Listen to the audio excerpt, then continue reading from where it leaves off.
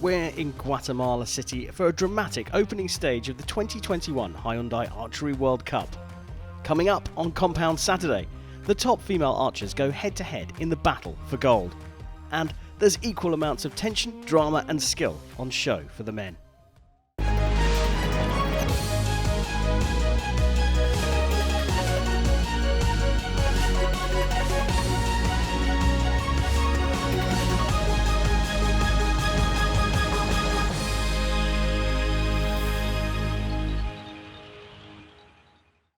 After an 18-month break, the Hyundai Archery World Cup has returned for its 15th season, and the first stage in 2021 lands in the capital city of Guatemala.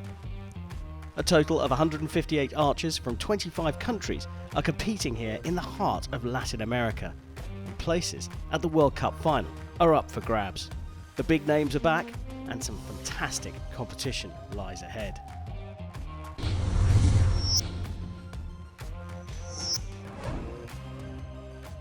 On paper, the first women's compound semi-final looked like a tough task for Colombia's Nora Valdez. The 10th seed was up against American world number 1 Alexis Ruiz, but there was nothing to split the pair, and it was Valdez who eventually triumphed in the single arrow shoot-off. On the line. Valdez puts it closer. In the second women's semi-final, World Cup Series debutante Savannah van der Veer of the USA was taking on the experienced Tanja Gelantine of Denmark.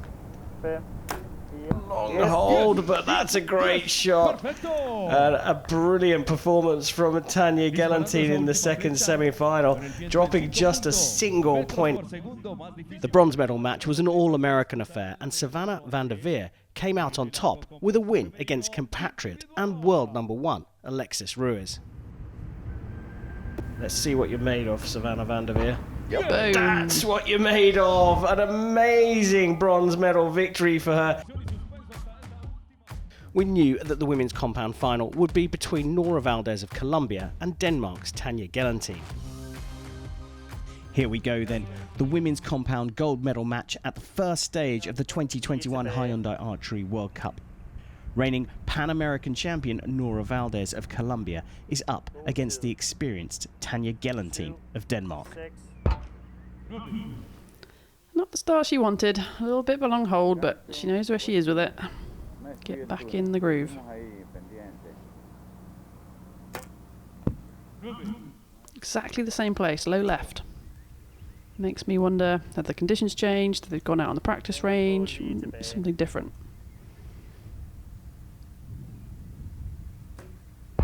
Boom. Well, that's one way to use your sighter. What can Valdez do here? Same thing.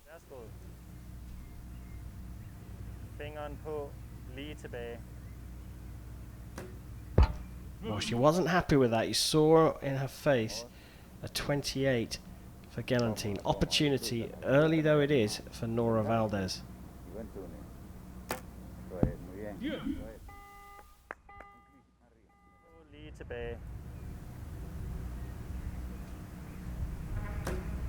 Yep. Great start, straight in that X-ring.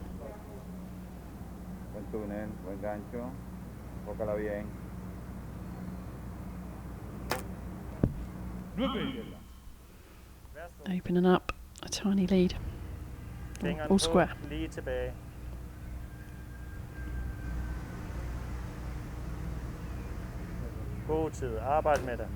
Yep. Didn't look happy again. She didn't look happy. Kind of the balance of that shot, I think. You could just see that kind of movement, front arm, back arm, just as it broke, but it was good enough for a 10. Yeah. Doesn't show too much, Valdez, but just a slight tell her she wasn't happy with that. Both shots in the same place for her. A perfect, though, for Gelantine. What a recovery. Dropping 2 points in the first, which is still not bad, 28 out of 30, but coming back with a 30 and a perfect. And an overcorrection there, and a 27 for Nora Valdez. So, time for end number 3. Nora Valdez of Colombia, trailing by 2 points, will shoot first.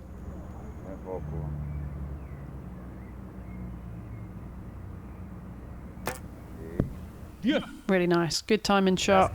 Straight in the middle. Fingeren på, lige tilbage. Yep. Another nice quick shot there. Much better.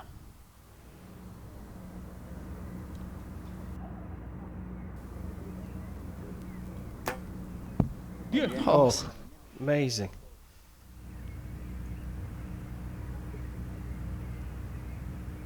Lige tilbage. Yep. Streg X ned til venstre. 10, 10, 10, 10. Opportunity for her first perfect though. Valdez, look at the grouping. Now that is impressive. Valdez with her first 30, but very, very close together. Bit of pressure now on Galantine. How will she respond? God tid. God tid. 7, 6, 5. Oh, she's got away with it. Held on to that one for a long time, making a big adjustment on her sight as well. But a second perfect for Galantine in a row. Nora Valdez from Colombia, who will get end number 4 underway. Into the 10s. So whatever happens here, we're going to have a first-time winner Fingeren på, of the lige Hyundai bagud. Archery World Cup stage. God tid. Oh, it's just going out the other side there. Doesn't look happy. She moved her sight, didn't she, after that last arrow? I don't think I would have done it. It was a long hold. I would have just left it, I think. Nice. Nice and solid. In a rhythm. Lige I'm bagud. not sure we can say the same about X. Tanya Galantine, but she's still hitting the 10s.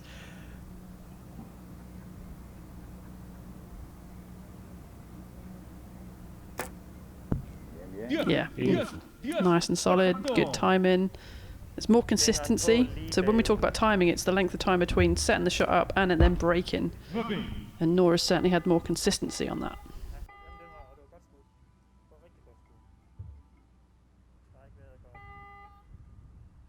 Well, it's been going right for 2 ends for Nora Valdez, but she still trails by a single point and will shoot first in the 5th and final end.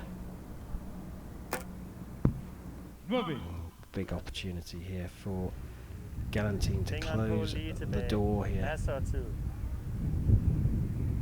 af tid. Just starting to hear the wind picking up. Masser af tid. 7. I think that affected her. You know, I think you could feel the wind, you could hear the wind, and she just took that bit longer to trust it for that shot to break. Big 9. Solid. Yeah, very nice. But arrow's running out for Valdez. She needs Galantine to drop points. Fingeren på, lige tilbage. Stærkt skud. Galantine can afford just to match Valdez. Uh-oh. Now that is a big swing.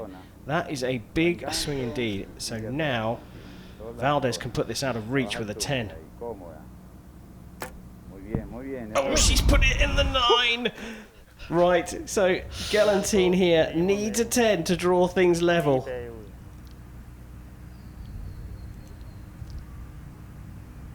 She just shot an 8, but she's put it in the middle of the target here. Oh my goodness me, what more could you ask for in sporting drama? We're all square and we will go to a shoot-off. Okay, Nikki, right, first off, let's just come back down to earth here. Remind us how the shoot-off works. Well, we're going to shoot one arrow. It's the closest to the centre who's going to take this win. Book their place in the Hyundai World Cup finals. She's the more experienced, so you'd have to say she probably is the favourite in the shoot-off, but she certainly looked a little nervous. Tanya Galantine draws to shoot first in the shoot-off for gold in Guatemala. Great. X10. Really, really good. Very solid. Pressure on. Can't tell whether there's any pressure on Nora Valdez. Oh, what a shot! Right on the spider. What a brilliant performance from Nora Valdez from Colombia. The 23-year-old has taken the first stage of the Hyundai Archery World Cup Series compound women's gold medal here in Guatemala City. Felicidad, esto es algo que había venido esperando desde hace mucho tiempo, he venido trabajando muy fuerte y más que alegría con este triunfo. And there are the Hyundai Archery World Cup rankings for the compound women. Nora Valdez top with her place booked at the World Cup final. Tanya Gelantine second with Savannah van der Veer third. Mexico featured in all 3 team gold medal matches in Guatemala. In the women's final, a young Mexican trio were up against the USA. The Americans settled into the match quicker and rarely looked in danger. 9 was more than enough, and a 2-2-9 for the USA sees them take gold here in Guatemala. A win for Linda Ochoa Anderson, Paige Pierce and Alexis Ruiz. In the men's team final, Mexico were up against Colombia, who had sprung a big upset when they put out the USA in the semi-final. But they couldn't quite repeat that feat in what turned out to be a tight gold medal match. He's pulled that one massively wide. Beautiful finish there, and it's Mexico with gold. Mexico were up against Denmark in the mixed team gold medal match, and it was the Danish pair of Tanya Gelantine and Stefan Hansen who looked untouchable in the first 3 ends. 10, 9, yep. Well, they've stayed perfect here. 120 to the Danes. Despite a bit of a wobble in the final end, the Danes closed out the match. A 10 to confirm the win, whatever happens to the last arrow from Mexico. Yup, from Stefan Hansen. They finish with 2 10s and take the compound mixed team gold here in Guatemala City. Still to come, the top male compound archers go head-to-head in their battle for gold in the opening stage of the 2021 Hyundai Archery World Cup. There's a band of archery rebels going against the established normal technique in compound archery. They are the punchers.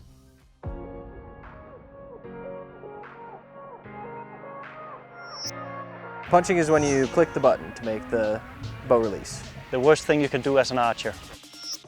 I punch because I like it a little bit better. I mean, it's just kind of aim in the middle and punch it. You know, there's not much thinking to it, there's not much movement in it. When you are in the middle, you just hammer the trigger. It's really hard to control. The archery is all about motion, feeling the shot, feeling the tension, feeling the aim, and you actually kind of work through the shot. That's how you have been taught from your first train on how to do it. So suddenly to have to command punch it when it drives by, it's really like the whole body just feel like it's collapsing, and it's kind of like an out-of-body experience, like, whoa, what the happened? I think it's kind of got a bad name to it, called punching, because people actually kind of punch their thumb on it. A lot of people do it smooth, but a lot of people also just punch it. Alternative is to learn to shoot right, where you do more of the muscular motion of the trigger. It's more consistent. It's better way to build up the tension in the body. You can duplicate it easier instead of you're losing all the energy when you punch the trigger. So for most shooters, a back tension or a relaxed shot is way more controllable. I think it definitely helps in the wind or any severe weather, rain, wind. Just basically when you can't be as stable, you can punch it when you want it. Unlike some people that have a surprise shot, it just kind of goes off whenever. I would say punching is one of the direct causes of target panic. So it's looked down by mostly everybody in the sport. Target panic is actually you just lose control. Like when you're aiming and you're getting close to the center, and when you see the yellow, you lose all control and your body just collapses and you punch it because you're afraid of not hitting the middle.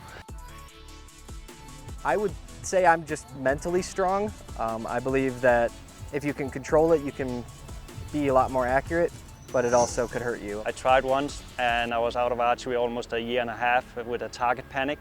It's the hardest part getting back from, so never ever again. That's like maybe 2 punches a year when it's really windy and time is going out, but yeah, that's enough. I do the more command style. If it's really windy, I'll punch it if I need to. I make it go off when I need it to. Proud is maybe a big word, but I think they own it. They shoot so good with it, and that's their technique, and they're actually starting to make the rest of us look like maybe we should try it, because they actually do it really good. But then you again look at the long term, I don't think that's the way. I'm definitely proud to be a puncher, because not many people can do it at a high level.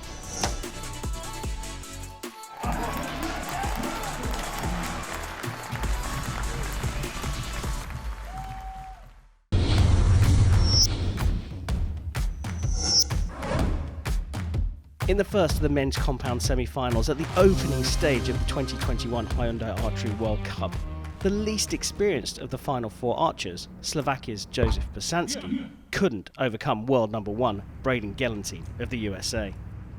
A 7 is all that Gelantine needs to win. Oh, he gets a 9 for his 5th 29 in a row in the match. In the second men's semi, Mr. Perfect Mike Schlusser of the Netherlands, the reigning champion, was up against the USA's Chris Schaff. And this one had to be decided by a single arrow shoot-off. Well, it's a 10. Oh no, he's dropped it into the 9. Chris Schaff won the battle of the 2 losing semi-finalists, and with it a place on the podium with victory over Joseph Bosanski. He gets the 9.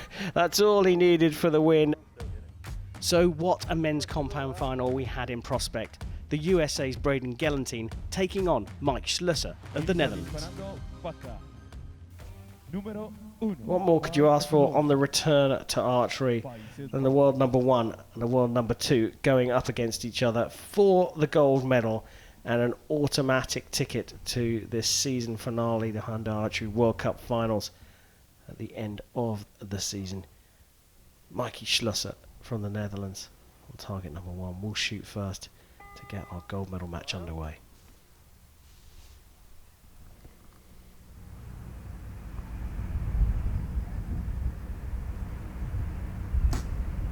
A little bit of movement of his bow there, but still hitting the 10.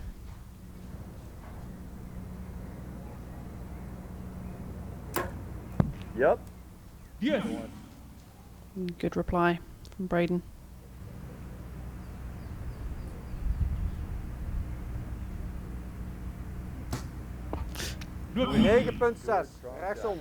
This is kind of how he finished off that semi-final, isn't it? He just looked out of control again there.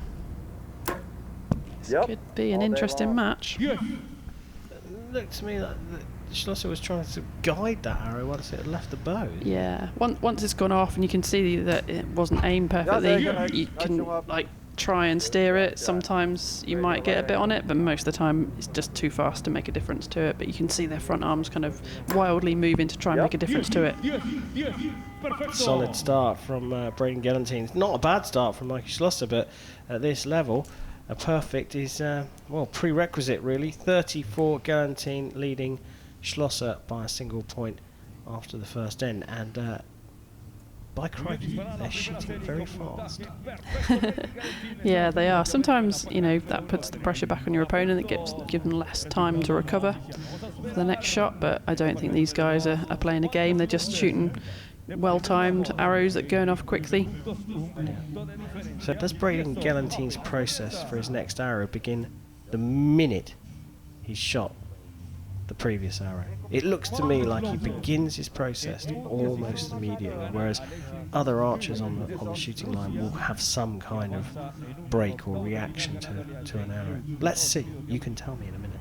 Mikey Schlusser to get end number 2 underway, trailing by a single point.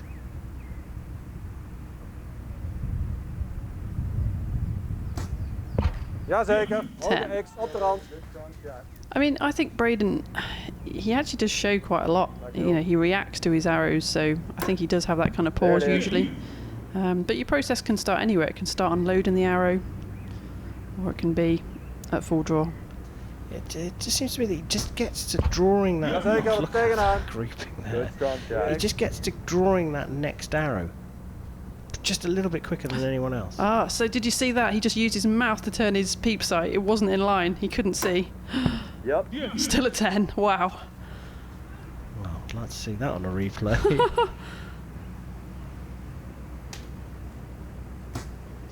Jazeker, 10 op de rand.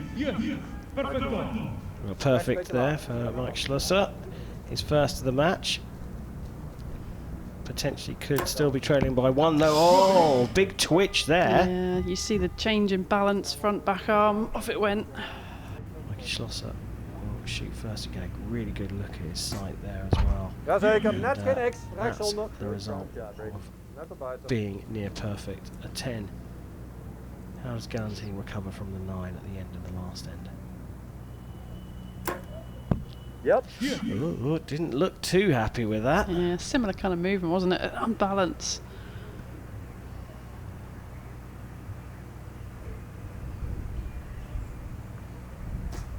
Looked nice, but 9.8 linkshoog. too much in the back maybe. Just lifted it high. Yep, Fast. there it is. And then the X.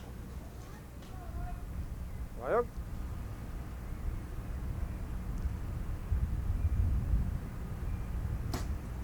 Goed jongen, X. Another big twitch there, but gets away with a 29. Just struggling to work out what's going on here. Yep, all day long. Another grimace, but another perfect score from Braden Galantine. 89, playing 88. Right.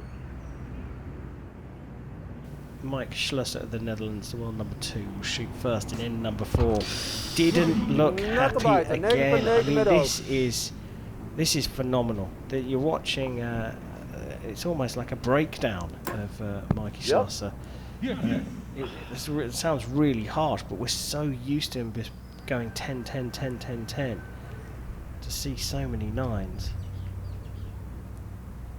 is very unusual. On the spider. Breaking the hoodoo, perhaps.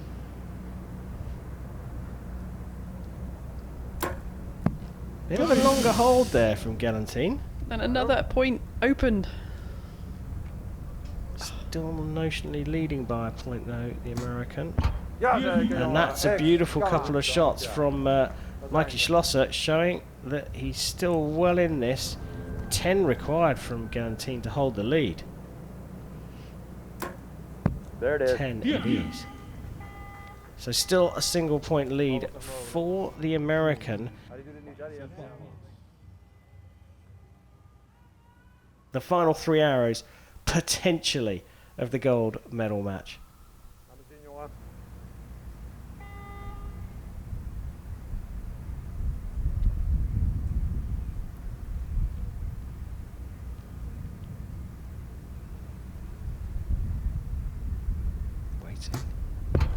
Net erbij, 9.8 laag.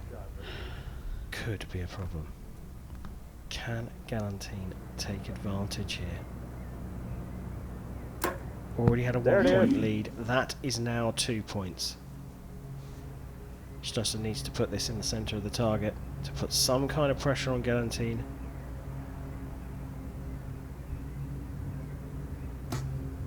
Jazeker, X. Goed jongen. Good strong shot. Seems all or nothing at the moment, doesn't it? Either perfect X's straight in there or just into the 9. Yep.